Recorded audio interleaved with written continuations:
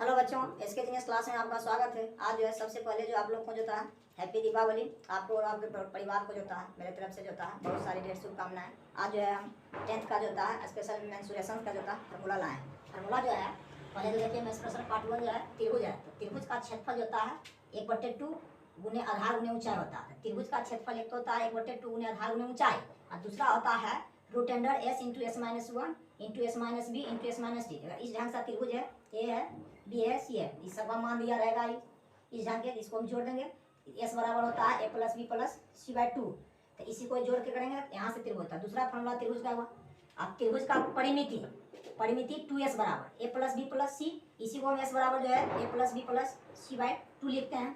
तीसरा दूसरा टॉपिक है जो था समबाहु त्रिभुज का क्षेत्रफल। तो समबाहु त्रिभुज का क्षेत्रफल जो होता है √3/4 गुने भुजा स्क्वायर होता है। तो समबाहु त्रिभुज का क्षेत्रफल क्या होता है √3/4 गुने भुजा स्क्वायर। और समबाहु त्रिभुज का परिमिति जिसको हम परिधि भी कहते हैं 3 गुने भुजा होता है, इसको जो था एक को हम भुजा बोलते हैं। तो समबाहु त्रिभुज का परिमिति क्या होता है 3 गुने भुजा। चतुर्भुज का क्षेत्रफल जो आधार गुने ऊंचाई होता है, चतुर्भुज का क्षेत्रफल क्या होता है आधार गुने ऊंचाई होता है। और दूसरा क्या है 1/2 गुने विकर्ण गुने आसन भुजा के शीर्ष लंबों का योग होता है। तो जो होता है चतुर्भुज का क्षेत्रफल क्या होता है, एक तो होता है आधार गुने ऊंचाई, दूसरा होता है 1/2 गुने विकर्ण गुने संगत सम्मुख शीर्ष लंबों का योगफल। समांतर चतुर्भुज का क्षेत्रफल 1/2 गुने समांतर आधार का योग गुने ऊंचाई होता है। तो समांतर चतुर्भुज का क्षेत्रफल क्या होता है 1/2 गुने समांतर आधार का योग गुने ऊंचाई।